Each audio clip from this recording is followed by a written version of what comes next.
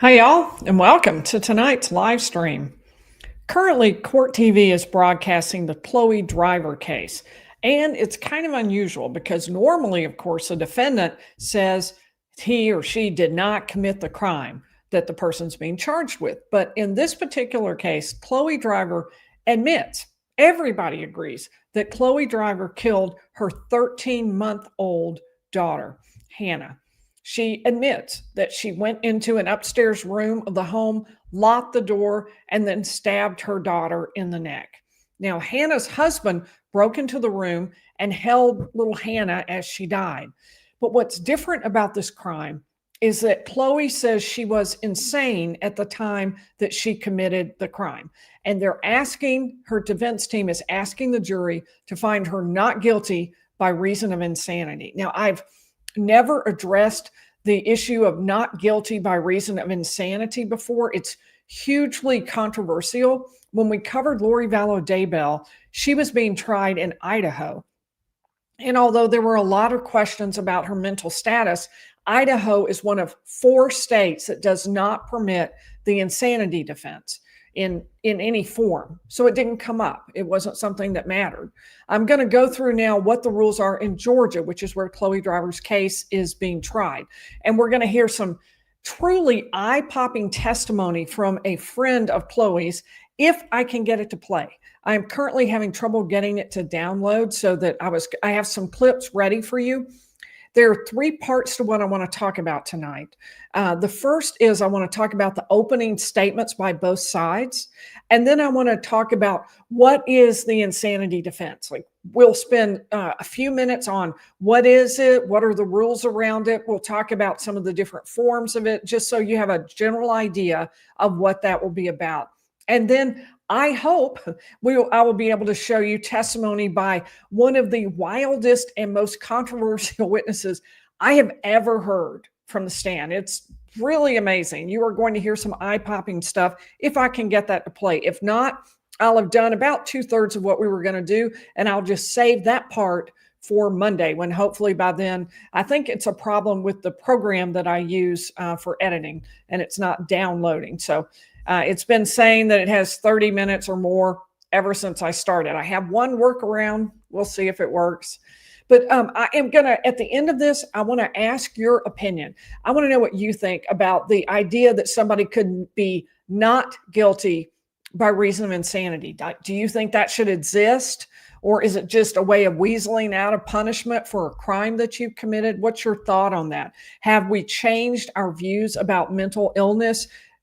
For example, people say that around the Menendez brothers. They say, well, our idea of what constitutes abuse, that's something that's changed. We've changed that theory over time, our thinking about that. So now the way we view the crime is different. So what do you think about the way we view this particular crime and the issue of insanity and whether or not it should be a defense? So I want to say a special shout out to the first 5 in the chat tonight: Dr. Patrice Berry, Lisa Williams, Jeannie's 3 Wishes, Gloria Marseg, and Bama Queen. Welcome, special welcome to y'all. And then I want to delve right into the opening statements by both sides. Now, Chloe Driver was living in a polygamous marriage, and there was a suggestion she wasn't, frankly, much in favor of it. She had married Brian Joyce, also known as Benjamin, also known as Z, who then married 2 more women after they were married. So she had been married to Z for 3 years. And then the other one had been married, Jessica, for 2 years to him, and Sarah for less than a year.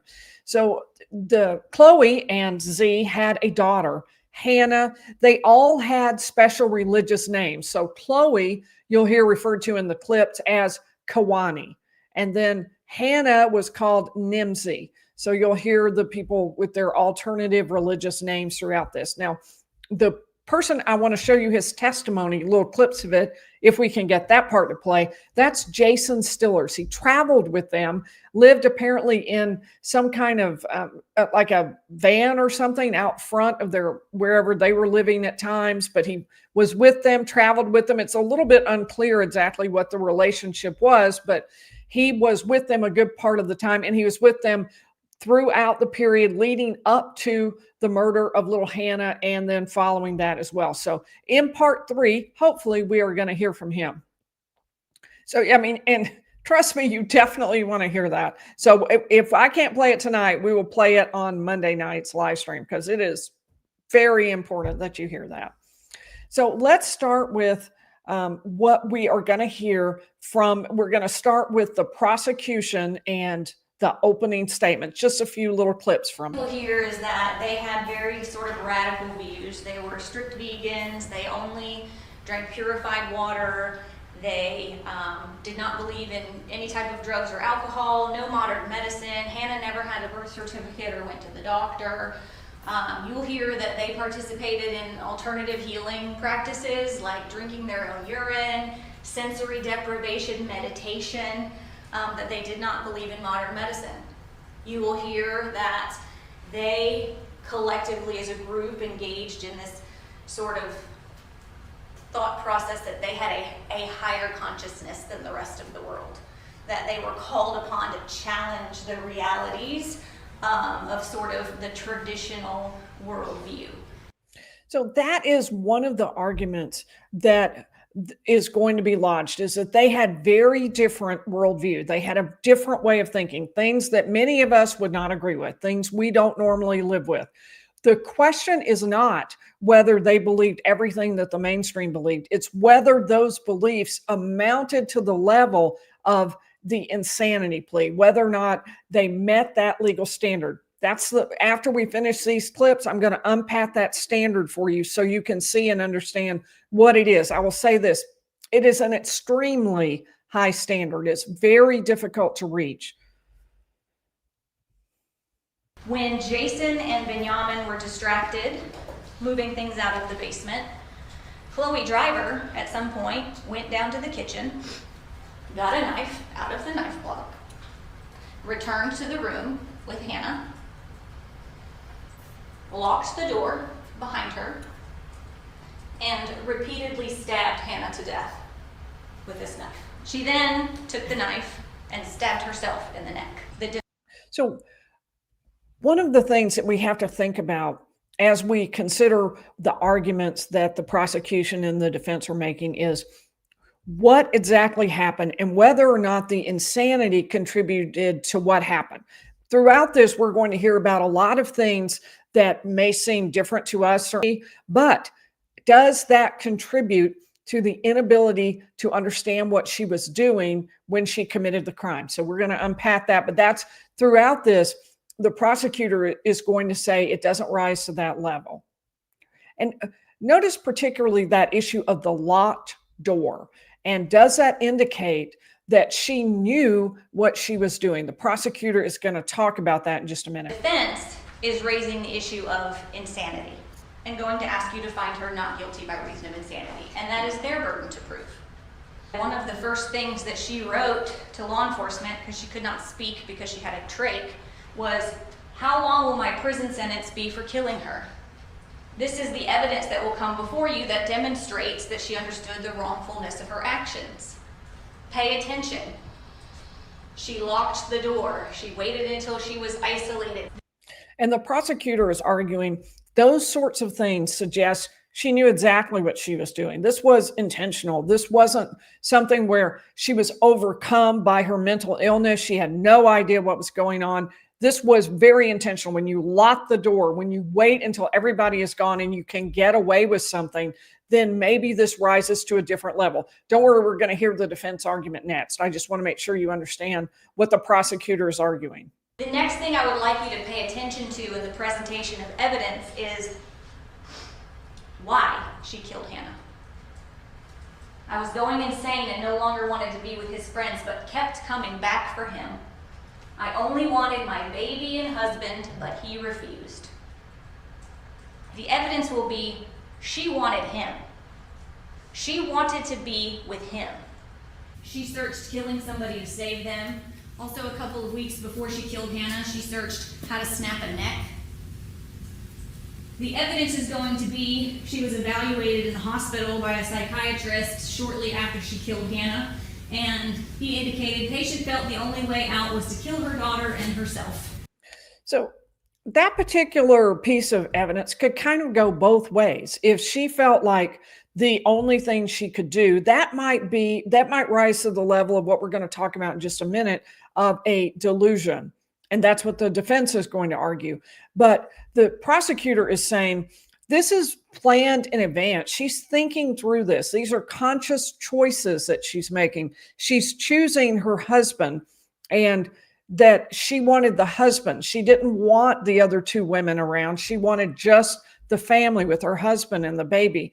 Not really clear how that then translates into why she would kill Hannah, but that's the prosecution's argument, is that inability to deal with the actual reality of how it was working out with the other women was making her want to choose to kill her daughter.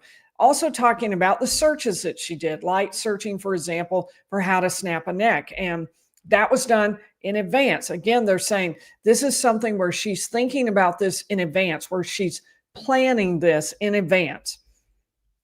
Now, the prosecution is going to admit that there are some very out of the norm ideas that Chloe and the rest of the group she was with had. Very ideas that seem wrong to most. There is going to be evidence that she believed things that the rest of the group believed too. That the world is fake, that we're living in hell, that they have the ability to, with their minds, control the actions of other people around them. These things were not unique to Chloe Driver. The entire group believed that this higher level of consciousness was something that they were called upon to do, to serve the world. The evidence is going to demonstrate that as she sat there and stabbed Hannah to death, she had a diaper bag with her personal effects in it, and inside that diaper bag was a cell phone, $1,000 cash, blank checks in the name of Chloe Alexis Driver that connected to a bank account in the name of Chloe Alexis Driver that had $65,000 in it. She had the means to leave. The evidence is going to be she didn't want to. She wanted him. She had supportive parents who she had seen the day before she murdered Hannah. And instead, she chose to go with the group. And that's a theme the prosecution makes over and over, the choice, the intentional choice that was made by Chloe Driver, that she had options. She wasn't trapped. If she didn't have this sort of compulsion due to a mental illness, she was able to distinguish between right and wrong, and that's how she knew to lock the door. She knew people would try to stop her. She knew they wouldn't agree with what she was doing. Those are the sorts of arguments that the prosecution is making. They're saying, look at the circumstances around it, and you will believe that this is not the insanity defense.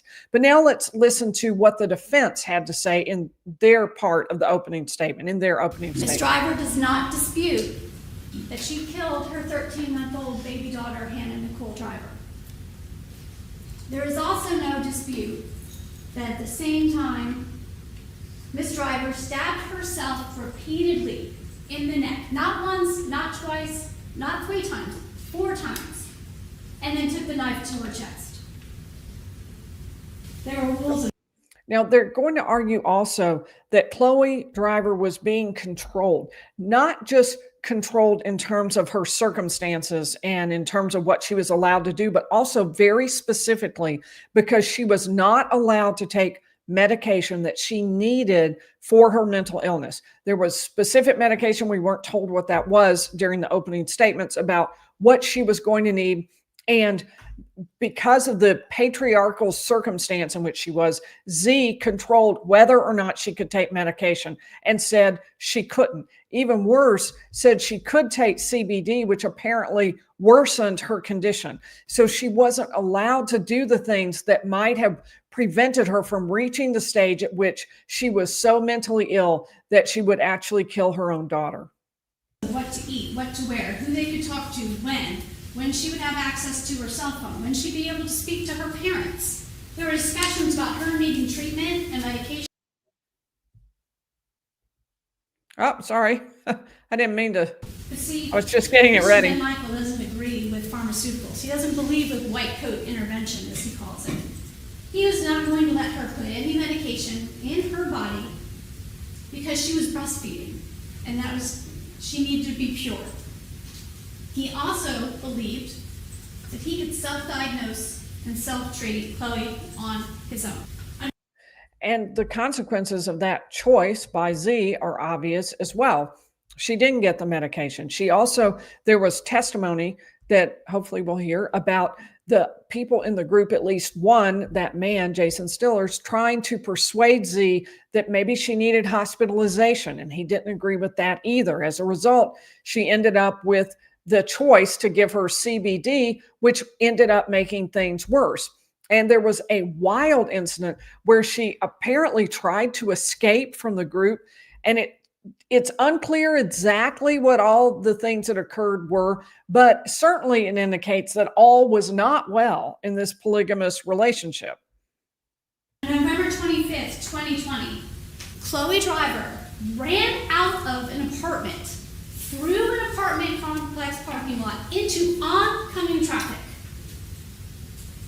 to escape this group.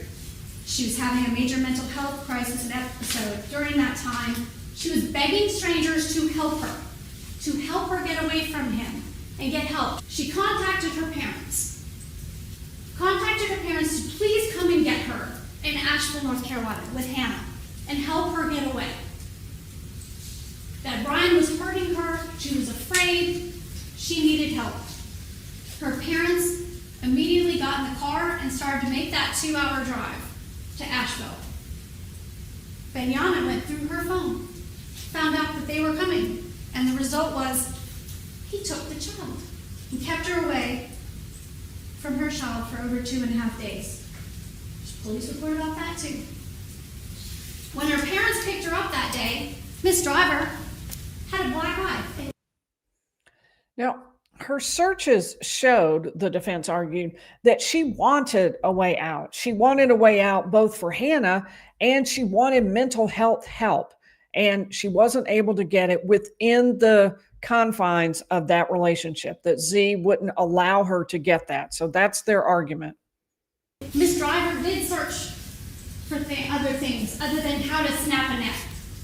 She did searches that were... I have to say, that's got to be a sentence never heard in a court before. Miss Driver did search for other things other than how to snap a neck. I can't believe the argument was reduced to that. That's terrible. How to find a bus ticket for a 13-month-old. How do I travel with a child I don't have a birth certificate to?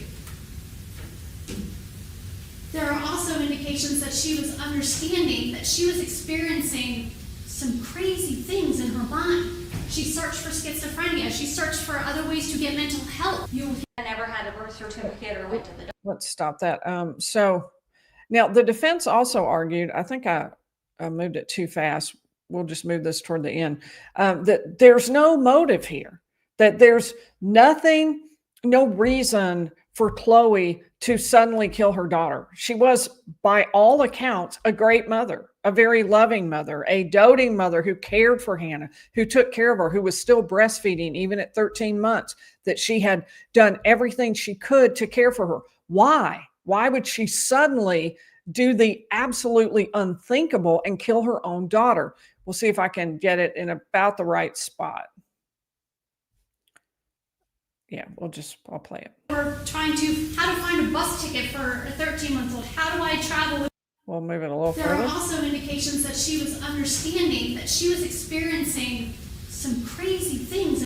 I'll scoot it just a little bit more. Mother, they want you to ignore the elephant in the room, which is the mental health, which is a huge piece of this puzzle. Mothers just do not kill their kids. There is absolutely no motive in this case for her to kill her daughter. There is no other reason for her to have killed Hannah but for her psychotic symptoms and delusions that she was under on December 8th of 2020. So as you can see from the arguments, the defense is setting this up as she's completely insane, took leave of her senses. There's no reason for this to have happened except for that. And the prosecution is saying, wait, there was some, first of all, the circumstances weren't that severe. She had a ticket out. She had cash. She could leave if she wanted. She knew she could reach out to her parents. She didn't have a reason to do this. And it doesn't even really make sense anyway. And so she had done a little planning. She had looked up, she'd done some searches. She locked the door. So they're arguing that this is something that is not insanity. It's a choice.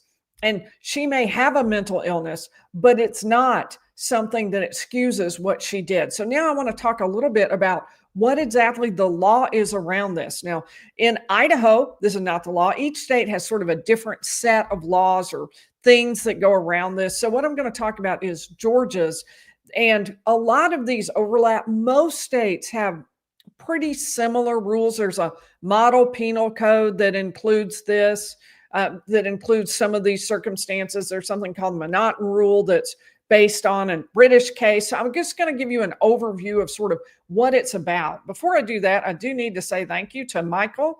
I appreciate that, and happy Thanksgiving. Kelly Jane is a new member twice over, it says. Well, I'm glad to have you, Kelly Jane. Hopefully it will be twice as fun. I'm sure that was just a mistake, but it came through twice. Shy Gal 8 is a new member. Welcome. And Kate Can 4 has been a member for 3 months and loves the outro. We're going to play that again tonight. It is phenomenal. It is genius. It's true. It is absolutely genius. It was done by our very own moderator, Marlon. We have 3 fantastic moderators. We've got Marlon, Mama Pinks, and our newest moderator, Denise Pelton. We are so grateful to have all of them. And Marlon has done a special outro. A thank you to the line sitters. When I recently covered the Delphi murders case, I could not have done it had it not been for line sitters who showed up day after day, night after night. They stayed all night so that they could wait in line so that I could get into the trial to cover it. I'm beyond grateful, and Marlon was as well, and he did this unbelievably great outro, which we'll play at the end. So stick around for that. You don't want to miss it. All right, so let's talk about, now there are 4 states, like I said, that don't have an insanity defense. Idaho, Kansas, Montana, and Utah. Idaho being where Lori Vallow Daybell was tried, and that's why it wasn't anything that we considered in her case.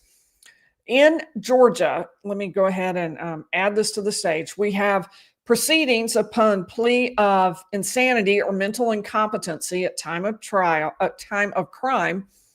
And it talks about, and I'm going to go ahead and flip over to them. Insane means you meet the criteria in these other 2 sections. Okay, so let's head over to the other 2 sections. Number 1, a person shall not be found guilty of a crime if, at the time of the act, omission, or negligence constituting the crime, the person did not have mental capacity to distinguish between right and wrong in relation to such act, omission, or negligence. The key words right there, and I'll highlight them for you: mental capacity to distinguish between right and wrong. That is the critical part right there. And that is what we're going to be looking at with each piece of evidence. Hopefully we'll play it, we'll see. But I'm going to talk about, does it meet the level where the person, in this case, Chloe Driver, lacks the mental capacity to distinguish between right and wrong. That's the standard.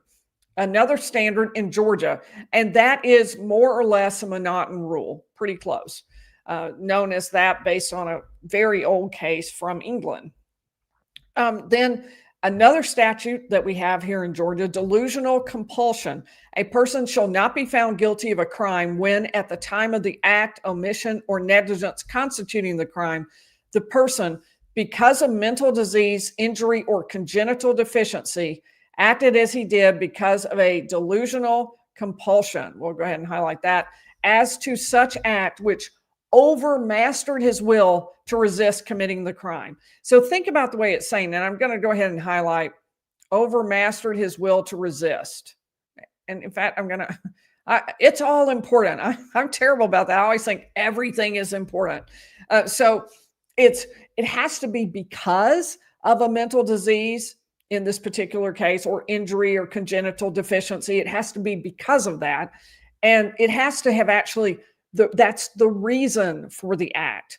And it's because of a delusional compulsion that's so great that it overmastered. It was bigger, higher than the original plan. than the person's own will. Their will would have been, I'm not going to do that. I'm not going to commit the crime. But this delusional compulsion was so great, it overcame that will. So that's what the two standards are. But I think it's also really important to know what it means, because it frankly means a lot less than you might think. You might think that it means that a person, and we'll just look at it. There are different things that can result. It says, okay, if somebody is arguing that they committed a crime because of insanity or mental illness, we'll leave out intellectual disability because it doesn't apply in this particular case. Then there are 5 different things that could be found, but only 4 that apply here. Number 1, Chloe Driver could just be flat out guilty. You did it, you're guilty, period. Number 2, not guilty. Like, you didn't do it, or for whatever reason, the state has not met its burden of proof, so you're not guilty. Or not guilty by reason of insanity at the time of the crime. Now, you might think that what that means is the person walks free. Chloe Driver just walks free. Not the case. And I'm going to show you that in the statute. And then fourthly, guilty but mentally ill at the time of the crime. But the finding of guilty but mentally ill shall be made only in felony cases. Now, that's the most likely scenario when there's a plea of the defense of insanity. It's more likely that a jury will do that because it's pretty hard to get over the fact that the person actually committed the crime, assuming that they're finding that. Then it's really hard to just say not guilty because they did commit the crime. So that tends to be a little bit easier for them to go with guilty but mentally ill. But it has very little effect. And the bottom line is the jury may think it means a lot more than what it really means. So let's keep looking at the statute and you'll see what I mean. So a plea of guilty but mentally ill at the time of the crime. So guilty, not, remember the other was not, C was not guilty by reason of insanity. D was guilty but mentally ill. So what does that mean? It means, and this is saying, well, if you're going to argue that, there's got to be some proof. The defendant is going to have had an exam with a licensed psychologist or psychiatrist. The court has examined the report on that. The court holds a hearing and concludes, yep, there's a factual basis for this argument. It's not that easy, in other words, to just make this argument. It's something that they're going to try to do in the case where they present it, but the court has to approve it. It has to meet a certain standard before that can be permitted. And a plea of not guilty by reason of insanity shall not be accepted and the defendant adjudicated not guilty until, and it's basically the same list. So there has to be the licensed psychologist or psychiatrist, that there has to be a hearing, the court has to be satisfied that the defendant was insane. I highlighted that, and it's not highlighted in the original text, but I wanted to remember to talk to you about it, that the defendant actually was insane at the time of the crime, according to the code section. So it has to be that strong. And in all cases that the trial judge tells the jury, and this is important because in a lot of cases, the jury is told, don't worry about penalty, don't worry about what's happening. There's an acknowledgement in the statute that the jury is going to worry about what's happening. Because for one thing, if the person is incredibly dangerous, then not guilty by reason of insanity is not going to be something the jury's going to want to find, even if they really believe that, because they're going to be afraid to have the person out in society. So they go ahead and tell the jury a little bit about what's going to happen. So it says the trial judge shall charge the jury. So they're going to be told this. They're going to be right up front. They're going to be told, should you find the defendant not guilty by reason of insanity at the time of the crime? In other words, they could even be fine now. Maybe they've gotten medication. Maybe they're doing great. But back when the crime was committed, they were insane and they're going to be found not guilty by reason of insanity. What does that mean? It means the defendant will be committed to a state mental health facility until such time, if ever, that the court is satisfied that he or she should be released pursuant to law. In other words, they're going to go through all of those steps to determine that someone is committed, and then that they can come out, that they're no longer deemed medically appropriate for that confinement. But they're not just going to go out into the public. They are going to be confined to a state mental health facility until the court is satisfied that something else should happen.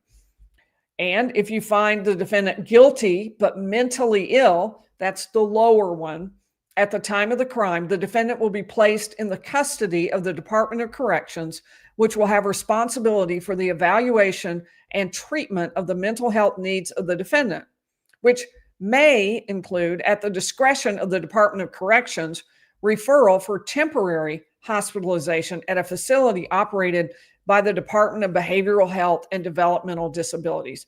Now, frankly, that means not very much at all. Basically, that means they're going to tell the Department of Corrections, hey, we think this person was mentally ill back when they committed a crime. And the Department of Corrections will go, okay, well, do they need treatment now? And may give them, it's entirely in the discretion of the Department of Corrections. In other words, the jury, they're warning the jury, this is not something that will necessarily affect the sentence. It's going to affect treatment they might receive when they are actually incarcerated by the Department of Corrections. And I wanted you to see this other point down here, that a defendant who is found guilty but mentally ill at the time of the felony, or guilty but, well, we don't need that one, disability, shall be committed to an appropriate penal facility and shall be evaluated, then treated, if indicated, within the limits of state funds appropriated therefor, in such manner as is psychiatrically indicated for his or her mental illness or intellectual disability. So it may even mean, in other words, that the person doesn't get any treatment at all. They're to be committed to an appropriate penal facility, hopefully one that has mental health treatment available. And then they're going to be evaluated, but their treatment is only going to be within the limit of state funds that have been appropriated or set aside for that purpose. And if there are no funds, then there's nothing that actually has to be done. That's what the statute states. But if indicated within the limits of state funds, appropriated therefore in such manner as is psychiatrically indicated for his or her mental illness or intellectual disability. Now, there would probably be some kind of appropriate care in this case for Chloe Driver, but if she's found guilty but mentally ill, it will probably not make a significant impact. If anything, it's just a, hey, note, she might have a mental illness to the Department of Corrections. It is not specifically designed to find her not guilty. That was, as we saw, a completely different issue. So I wanted you to kind of understand that, because I think there's a lot of controversy that swirls around what are the standards. And people think, well, it just doesn't seem fair. If someone is mentally ill and they don't know what they're doing, why should they be found guilty of a crime? Or people think it's murder. She killed a 13-month-old. Who cares if she was having a hard time? She should be in prison forever. So there are two different ways of looking at that. And I wanted you to kind of understand, at least within one state, how that's been parsed out.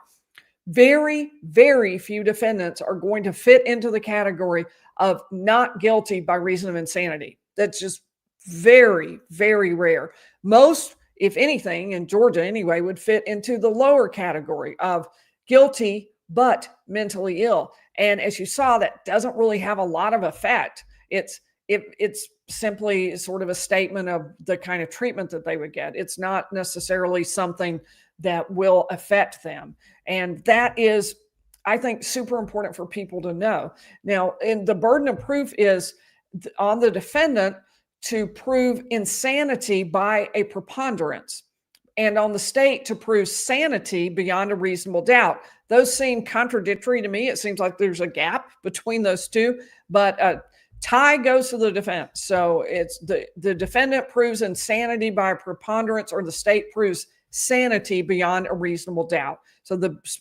ultimately the burden of proof is still on the defendant. So I am very curious as to whether we're going to be able to hear this. Let me go ahead and say thanks to a couple more people. Thank you, Janice, ex-lawyer. I appreciate the super sticker. And Nana of 7 is coming down kind of in the middle, that she was mental, clearly had some significant issues, but also mad and getting back at her husband. Wow. That is just so beyond my, even it's hard to even fathom. It's hard to even think of how that ever occurs. It's so wrong. But in any event, yeah, I see what you're saying, Nana of 7. Thank you for your super chat. All right, so let's take a look and see if will we be able, I have to stop that screen. Oh, well, just out of curiosity, has it downloaded yet? Nope, it still says it has 50 minutes remaining. Something is clearly wrong. I tested my speed and I don't think it was me. So we will see if we can play this. I'm going to share that screen. So I'm sharing it from the wrong window. I have in the past not been able, you haven't been able to hear the sound if I did this. So we're just going to see. We will see it's sharing, but we will see if you'll be able to hear it. All right, let me hide that. And she was feeling tell me if you can hear it. Body or a presence of an entity that was coming towards her or directly. Let me know if you can hear it. Yes, sir. Yes, she was. This was so profound to you when you saw her in September and such a difference in how she was in May. You recall talking to Z about this and telling him that, she needed to get some help? Yeah, I did actually. I was like, dude, I don't know. But I mean, I was trying to say like, maybe she should go to an institution or something like that. But at the same time, I've never been to one of these institutions. Yeah. Like, I don't know. And Z has a lot of familiarity with these things. Okay, so that is too far down. Let's see if we can go back to the beginning. Since you can hear, yay. All right, and I'll give you the full intro on this. So I'm so delighted that it looks like we may be able to hear this. So, okay, this is Jason Stillers. He was a friend, the one who traveled with Z and Z's harem, which included Chloe, and he testified during the prosecution case. But I will say this, it would be entirely impossible to say whether he was pro-prosecution or pro-defense. It was a jumble of information, some of which was helpful to the prosecution, some of which was helpful to the defense.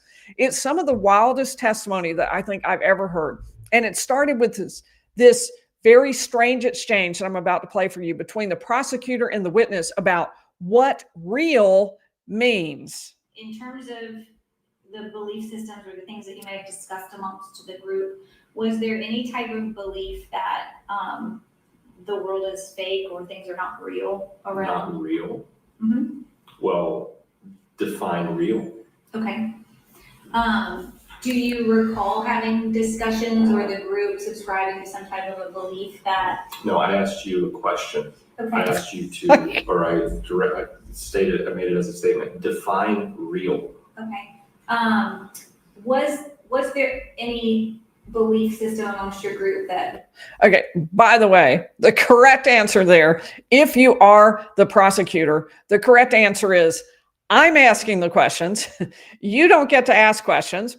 And if anything, you need the judge then to step in, because I was way out of line, but she just rolled with the punches and it went fine. Like there is an alternate reality or that what we're perceiving or living is not actually what we're perceiving or living. So I'm going to answer that with facts. Okay. And we're going to go back to what I was talking about before, that it is fact that atoms, ATOMS, exist, and that atoms are in it mostly just empty space. Okay, and so they are colliding particles that form a visual and materialistic reality that we experience right now. Now, if we are to define what is real, I mean, then you are to define what is real by your senses, because these fundamental understandings of factual reality are understood by intellectuals all over the world. Now, whether the common ignorant masses can put them into practical application for their own life and their own ability to strive to understand and comprehend themselves and observe a very beautiful, healthy relationship. Okay, let me stop there before we go into the next part. So, as you can see, this is a guy who is going to endear himself to the jury, the common ignorant masses who don't understand what he's saying about atoms and the visual and materialistic reality, and the confusion that the common ignorant masses must feel as compared to the intellectuals all over the world, in which he would definitely categorize himself. It definitely gets even worse. I've got a section in here, and 99.9% of you are going to get so mad. That's why I included it, because you have to see this section. Okay, so what Stiller said about the polygamous relationship that Z had with his 3 women was that it was very healthy. He thought it was very exemplary. So I think I already played the first sentence. I observed a very beautiful, healthy relationship, and we'll keep playing from there. Pull that up a little. Okay, what do you mean by that? All, like, they would wake up every morning and talk about feelings, which I thought was really cute. Like, they would wake up every morning, they would be in the hotel, and Z would wake up with these girls, and they'd all wake up and sit around and talk about feelings. Okay. And how they felt that day and why they were feeling that way. And he would sit and be patient and kind and caring to them. Okay. And treat them the way a wife should be treated, with compassion and patience and love. Now, it's hard to argue with that wives should be treated with compassion and patience and love. The rest of it, I'm not as sure about. I, in fact, wildly disagree with the general principle of the 3 wives. But now that may say, let's analyze it more from the legal point of view. So let's say you're in this relationship, beautiful and healthy, or really, really terrible, poor idea. Either way, does this suggest in any way the fact that you're in this relationship that you have a delusional compulsion that forces you to kill a baby? No, it doesn't. Does it suggest that you're mentally ill to the point where you're unable to distinguish between right and wrong? Well, not as far as murder. It wouldn't really apply to that. So the next point is also probably not going to fall into the not something most of us believe, and yet, well, you can hear it. Was everybody a strict vegan? Yes. Okay. And they also use no drugs or alcohol whatsoever, because it's toxic. This is impeccability. This is taking care of yourself in the highest regard. This is eliminating toxic waste from your body. This is living a life that's clean and pure without drugs and alcohol of any type, including caffeine. Okay. No nicotine, no alcohol of any type. So many people might live that way just to be healthy. I mean, it's not something that indicates that Chloe was unable to distinguish between right and wrong, or that she was under a delusional compulsion. So he went on to explain, though, that purity in this particular case also meant that they couldn't use modern medicine, not even, for example, ibuprofen. Were there sort of healing practices or things that you all did for your... And that little vibration you hear, that was in the original. So. Your bodies that were not traditional? I mean, like what? It does go away. Drinking your own urine? Sure. Okay. I've been drinking my urine daily for 4 years. Okay. And can you tell me, obviously that's not traditional in a broad... Well, it was in the past when people understood their bodies. Now we've become so deranged and deluded and essentially live in a psychotic society of mental illness and addiction to pharmaceuticals and alcohol and toxic food that we have become so deluded and separate from what it means to be healthy on the deepest and most fundamental cellular levels that we would, describe an attempt to achieve homeostasis in the body. Mm-hmm. So urine therapy is non-traditional in today's modern terms of, our deranged society, toxic society, but it's actually written about by medical doctors. It's written about by It's written about by people all over the world. Urine is from the word orin, meaning light, the flesh. So to me, this is totally appalling. It definitely hits closer to home, but that's not the issue. The issue is, under the law, does believing this prevent you from distinguishing between right and wrong, or amount to a delusional compulsion when it comes to killing your 13-month-old child? And it doesn't. It's weird, kooky, but it's not the legal standard. You can kind of begin to see how that legal standard is so very, very high. It's nearly impossible to meet the not guilty by reason of insanity. Very difficult. The question is, though, that they were also able to treat illnesses according to vibrations. You can hear about that next. So we have a atomic pixelated holograph reality. And so this man, Royal Raymond Wright, was able to find that these illnesses, specifically tumors and things like MS and certain other illnesses, have a certain vibrational frequency. And when exposed to certain frequencies, now we're talking about particles and waves, which is, another foundational cornerstone of science, of the understanding of science, quantum physics, and reality. When you have the particulate matter of a tumor inside of your body, it may be exposed to the wavelengths of certain frequency vibrations, and it destroys tumors. I've watched some pretty miraculous healings. People being on their deathbed to walking around cancer-free. So here's where it begins to get a little more difficult, because Chloe Driver needed medical treatment to deal with her mental illness. We aren't told exactly what she needed or what it was for, at least at this stage. And she believed she could not get that unless Z approved it, which he wasn't doing. So does that rise to the level of the lack of mental capacity to distinguish between right and wrong? And is it a delusional compulsion? This is the first time that we even sort of start to engage with the legal standard. It's the first time that we can really see that.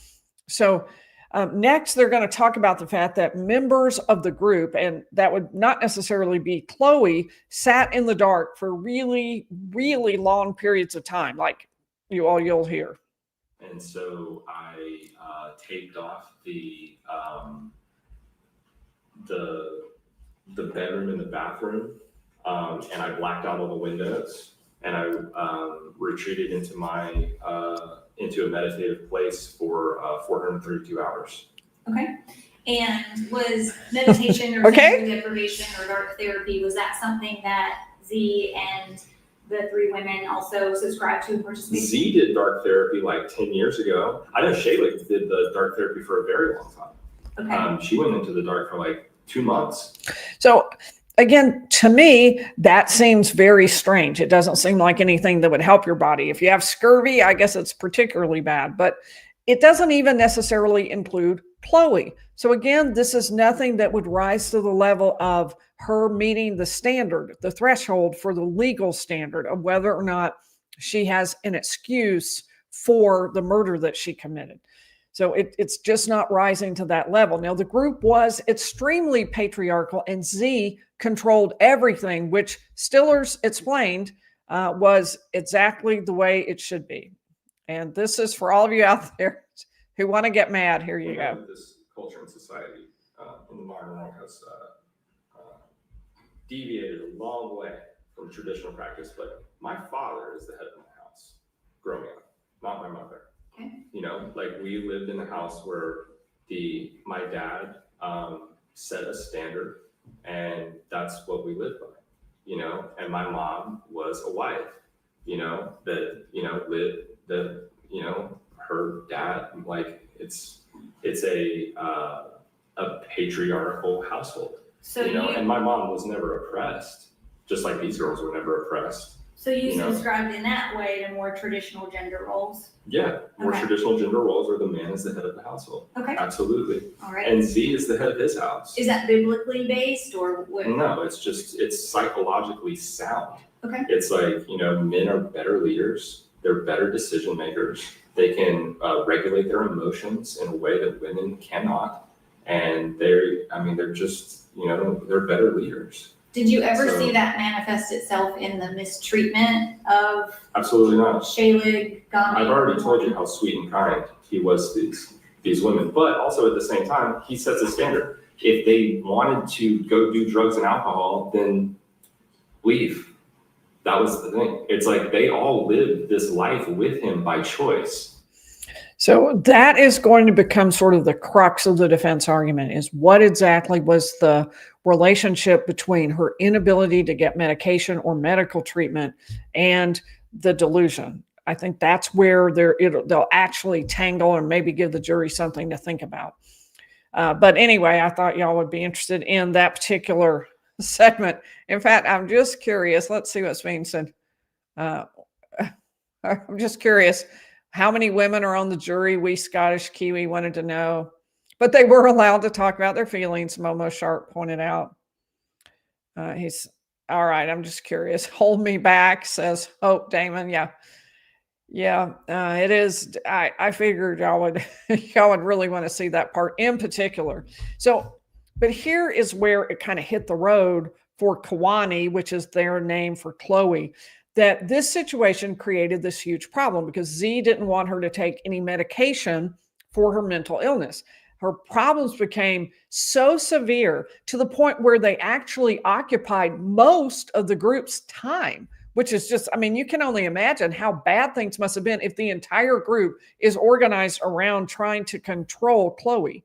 At this point in time, most of the time that we spent together was, trying to help to assist and do correct by Kawani to try to help her with the mental health, the severe mental health issues that she was suffering from. So does it rise to the level, though, of being unable to distinguish between right and wrong? Is this a delusional compulsion? So that it seems more like it would fit under maybe the delusional compulsion, but it isn't a delusional compulsion to commit the actual act of murder, as opposed to, say, what was it? Because of mental disease, he acted as he did because of a delusional compulsion as to such act, which overmastered his will to resist committing the crime. So I don't think it quite fits that. Delusional compulsion as to that act, which overmastered his will. Again, I think that would be the act of the actual murder. But you can see how difficult the standard is to meet, because as issue after issue gets piled on top, you're still wondering, does it really meet that standard? And they begin to add things on top. But we'll keep going with some of the other things that they talked about. Now, there was a much more severe incident that happened before the murder, where a stranger actually tried to intervene, seemed to think that maybe Chloe was being kidnapped or something was happening disturbing around Chloe. Chloe began to then obsess over somebody wanting to harm her baby. And this becomes even more pointed. Did she ever articulate who she thought the baby was in danger from? Not really. Okay, No. but in terms of the things she was saying, it was a paranoia of her needing to protect Hannah in the context of her role to make sure protect she this did. child, yeah. Okay, Which it was still coming out in this really delusional, paranoid, schizophrenic, whatever you want to label these things, type of way, manic. She was having real struggles. There was never any mention of the baby in her delusions. It was about herself, that, evil was after her, and that I heard her talk about hurting herself a lot. I watched her injure herself by punching herself in the face many times. And, I've watched her be violent towards everyone else and never towards the baby. Is there anything in that would cause her to have a compulsion to commit the actual crime against the baby? Is there anything in that would cause her, and the belief that somebody was trying to harm the baby? If anything, you would think she was trying to protect the baby, not trying to harm the baby. And so you can see where it's going to be a real struggle for the jury to parse through that and figure out, does that ever meet the standard of the insanity plea under the law? Remember saying these things. She would have these episodes and not remember, but some of the things that she was saying are valid. there is a lot of evil in this world. There's a lot of evil in this room. So it's like, is that a delusion? I don't think so. You know, it's like, is that delusional to say that? Is she in a delusional state when she's making these proclamations? Yes. Is she in a state where she has no memory of what she's doing and is like absent of herself? Because Gawani is a sweet and caring and loving mother. And he said that more than once, that the testimony around her was that in fact she was a good mother, except for this one exceptionally really bad moment in which she murdered the child. So he described the actual event. He was downstairs. Z went up to get Chloe and the baby, and he heard Z scream. The two other wives and he were downstairs. So Stillers ran upstairs to see what was wrong, to help. Z was holding the baby and trying to stop the bleeding. Stillers was then holding Chloe, trying to stop her bleeding, because of course she had stabbed herself as well. But she was pushing his hand away, saying she was supposed to die. Now, does that rise to the level of the lack of mental capacity to distinguish between right and wrong? Does that rise to the level of delusional compulsion? So you see what the issues will be. And I'm going to ask you at the end kind of what you think about it and what the facts you've heard so far. Do you think any of them rise to that legal standard that we're going to be talking about and that the jury is going to be deciding on? The group, the two other wives, Z and Stillers, forgave her, that they told her that they didn't believe this was Chloe. This was somebody different, basically. And he does not believe she should go to prison. He said that he's not sure about whether she should get out, though, that very issue that I told you the jury is likely to worry about. She called from inside jail a lot. We were talking to her and just reminded her that we love her and that even though this was like a horrible thing, that we forgive her. And we know that that wasn't her that did that, because we know that she would never do it, in my opinion. And, you know, I want to say this about the witness too.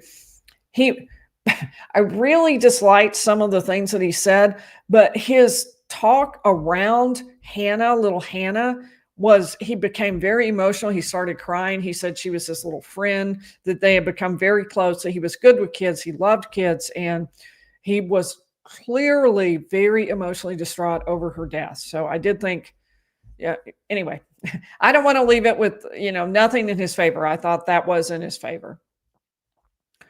All right. So he did suggest that he believes she ought to go to a mental institution, a mental hospital, not to a prison. And that particular argument sort of goes on the side, if anything, of the defense. This woman has suffered enough, with all of her, I can imagine having to deal with knowing that something that you lost control of your own mind to the point where you killed your own daughter. Like, women don't kill their babies. Like, that's really rare, and when you do see it, it's usually a case of like the child is unwanted.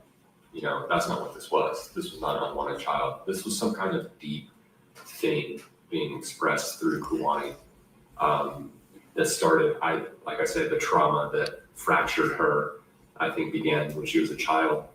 And Z did what he could to help her with that. I mean, I just don't think that prison is the place for her. No, I don't. Okay. I don't think that I think that she's just gonna degrade, and these prisons are horrible, and they're just like. Have you stated previously that? By the way, he is in prison himself, hence the orange that you see him wearing.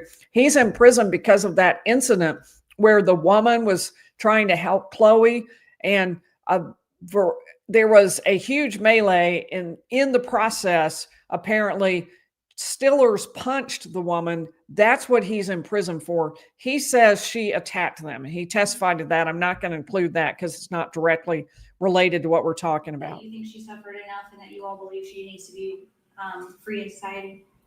I mean, that's a question mark. Like, free in society.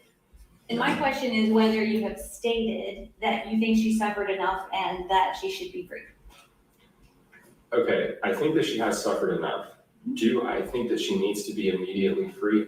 I don't know. Maybe. I think that she could be, I mean, I don't think that she's a harm to anyone. I don't think that she's a harm to society, and I don't think that she's a harm to herself. But maybe she is. Maybe she does need to be institutionalized. I think that should be determined by a professional. Did you ever tell Detective Cruz in the investigation of this case that woman chose to do what she did today? She took those actions. She made those choices. I don't remember saying that. No. You don't remember?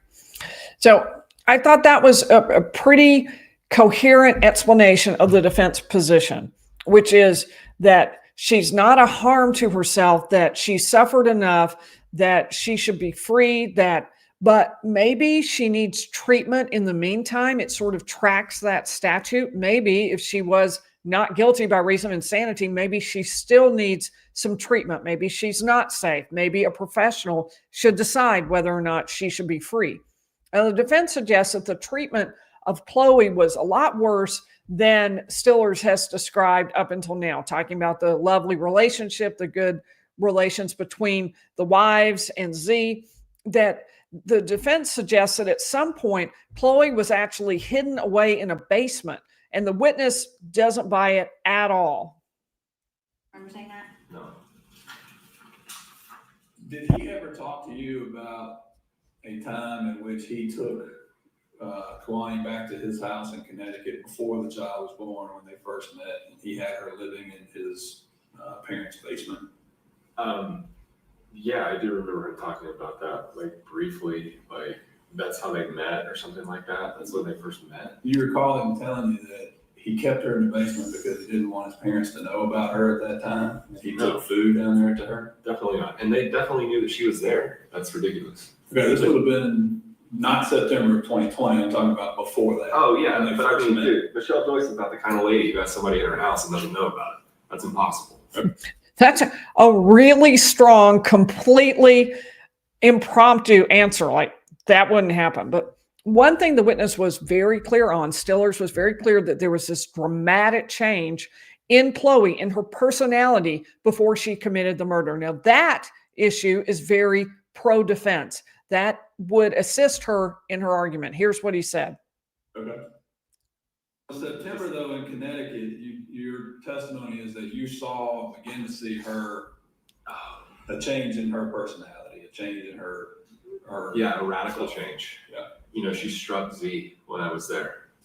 And that was just like so, like, just out of character. Like, This is when these episodes were starting in which she would basically zone out or be in a catatonic type state. definitely. Is that right? Yes. When she was in these states, she would come out of them and not have any recollection of what just happened. Is that right? Yes, sir. And I witnessed this many times. Yes. Especially because it developed even more when into October and through November, it was severe. I've never seen anything like it. Was she telling you the type of things that she was hearing or seeing during these delusional spells? Would she tell you that she was hearing voices? Well, not really like that. No, she was more expressing it as just like this, like aggressive, manic, like thing. She would talk about all kinds of stuff. I'm going to go ahead and stop it there because he talked, he went into sort of a lot of detail that was kind of confusing. So, but what he's talking about here is a mental condition where she doesn't even remember things. Now that's starting to get very, very close to the statute. If she's committing acts and doesn't even remember them, then perhaps she has reached a standard where she did not know the difference between right and wrong. That's at least where the jury has something to think about, where the defense is providing some testimony. And by the way, it certainly did seem to me like, even though despite my beliefs about some of the things he said earlier, he seems very credible. He seems to be talking about what he really saw and felt and heard, and it seems to be factual at this stage. And so, and as he described her condition, but it was so bad, her condition, that he actually Stillers suggested to Z, do you think maybe she should go into an institution?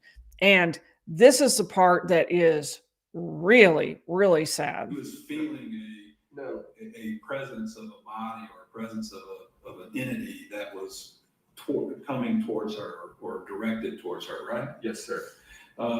Yes, she was. This was so profound to you when you saw her in September and such a difference in how she was in May. You recall talking to Z about this and telling him that, she needed to get some help? Yeah, I did actually. I was like, dude, I don't know. But I mean, I was trying to say like, maybe she should go to an institution or something like that. But at the same time, I've never been to one of these institutions. Yeah. Like, I don't know. And Z has a lot of familiarity with these things. I don't know what makes him think that Z has a lot of familiarity with these things. I don't know that he has that at all. But you can see, I've taken you through some of the key points that were made by this witness who knew them and talked about some of their beliefs. And the reason I wanted to do that is so you could kind of compare what they're talking about to the questions that matter under the law. The lack of the ability to distinguish between right and wrong in relation to that act, in relation to the murder. Was she unable to distinguish between right and wrong when she killed the child? And if so, then why did she lock the door? Why did she wait until nobody was around? And those are the kinds of things and why did she search some of these things in advance? And then the other issue, at least under Georgia law, would be mental disease caused her to act as she did because of a delusional compulsion that overmastered her will, something she had to kill the child, and it overmastered her will to resist actually committing the murder. And so you can see that even though there's lots of there are a lot of issues, a lot of questions around what her beliefs were, the situation she was in, it's a super hard standard to me. So I'm very curious what you were thinking. So if you would put some of your comments and your thoughts in the chat. I'm very curious what people are thinking. And let me go back up. I have a few more people to thank too. Hey, Matthew Pitzinger, I appreciate that very much. And Shy Gal, thank you for the super sticker. Allison Good asks, at what point is withholding or preventing health care illegal? So the distinction here, it might be different for a child versus an adult, but she was an adult. So she was free to go get her own medical care. So I think it would be, and although she believed that he was in charge of that decision, in fact, there was nothing legally that made him in charge of that decision. So I think it would be tough to argue that would be illegal, but that's an interesting question. I mean, it certainly would be something that could be researched, but I think it's hard. Cutley is saying, this sounds like a case we have to keep following. It's definitely unique, right? Am I right, Cutley? Thank you very much for the super sticker.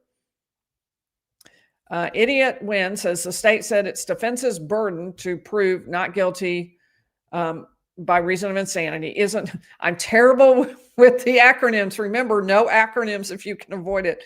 Isn't it state's burden to disprove that if the defense presents a credible possibility? Is that individual to each state? Would this not be burden shifting? So the issue is this. And let me go back to where I wrote it down so I can make sure I get it exactly right for y'all. There are just a second. Let's see. It is their burden to prove insanity by a preponderance. So if they're going to prove that she was insane, they have to go just above that level. The state, on the other hand, if it's going to prove sanity, has to do it beyond a reasonable doubt. So those are different issues. But for the defense to raise the issue of insanity, they have to meet the civil standard, not the normal criminal standard, but just the civil standard. So I'm going to head over. I'm really curious what y'all have to say. She did, I see First Man in Rome talking about, I saw somebody talking about the question of whether or not she had a past of either SV or CA, CSAM, I think some people are calling it. The answer is, according to what this witness says, she told him she did. So I presume that would be the case. So yes, she did have that past. She did have that in her childhood. So that was an issue. So if you, and I'm going to look through and kind of see what people said, but I'd also be interested in your questions. So if you have questions, put the question mark right at the beginning and I'll have a better shot at spotting it in the chat. Okay. Beverly, although she was an adult, is there not laws preventing that kind of treatment to vulnerable population adults? I just can't answer that, Beverly. There might be a law that would prevent that, but I think that would be more. I just don't know that she rose to that level. I mean, she's a fully functioning young adult. She had cash in her bank account. I just don't know that. I would really have to delve into that issue to know for sure whether she fit any of those standards. It isn't like an elderly person who can't get out on their own. She could do that. I mean, think of it. She even ran into the street. And while that may not have made a lot of sense, it does show certain mobility. So I don't know the answer. One of the things the prosecutor said is, you may not like this guy Z. She told them, you may think he's a pretty horrible person, but none of that is relevant. She even said something to the effect of, he's not from here. In case anyone was thinking, well, maybe he's from Georgia. He's not. He's not from Georgia. He was from elsewhere. And she was saying, none of that is relevant. We can only prosecute for crimes that occurred in the state of Georgia. So crimes that were done to her, not in the state of Georgia, or at least nothing we can prosecute. What we can prosecute is the murder of Hannah. That's what we're prosecuting. Everything else gets put to the side. Okay, so I'm looking for question marks at the beginning, and I'm going to, this jury asked, just because she believed Z and friends, I do not believe the group can say she is mentally ill to protect their group. So I do agree that just her acceptance of their belief system doesn't necessarily rise to the level. Part of it becomes more problematic when she wasn't allowed to get treatment, and she wanted treatment. She was searching for treatment, but she wasn't permitted. That starts to become much more questionable, much more difficult. I still think this is a super high standard. It is very, very hard to reach. And did any of that affect the actual act, her ability to know right and wrong of the actual act of the murder when she locked the door? I think that those are the questions the jury's going to really focus on. They're going to get into the room and say, well, she locked the door. I bet that's the first thing they say. She locked the door and that indicates she's afraid people will come in and stop her. Why? Because they're going to disagree with her doing that. They're going to think it's a wrong choice. All right. Is Z on Facebook? I don't know. Companion to X, Z and X. Hedgehog in space. How does this compare or contrast to battered spouse? So they're two, they would be two different things. The battered spouse would be where someone has harm against them over and over, and then they respond to the person committing it. So if Z had this long history with Chloe, and then she went back at Chloe, that might be connected. This is different because nobody is suggesting the baby did anything to Chloe. Obviously, this is rather just Chloe doing something straight to the baby. And the question is not whether or not someone did something to Chloe, but whether or not she was insane under the law, whether or not she met that standard so that she could actually be not guilty by reason of her insanity, or at least guilty but mentally ill, which is not particularly all that helpful to her, but that at least is an option that the jury will be told about. What is this cult? I don't think there's I don't think it's a cult in the sense that it has a name and large number of groups. It was just some people who got together and had strange beliefs. They did have some connection, or at least went to some place called the 12 something or another. I've forgotten what it was, but I don't think they were an official part of that group. I don't think it was some large organization that they were part of. Marley Mum, can't believe they allowed him to say this is what she told me. Isn't that hearsay?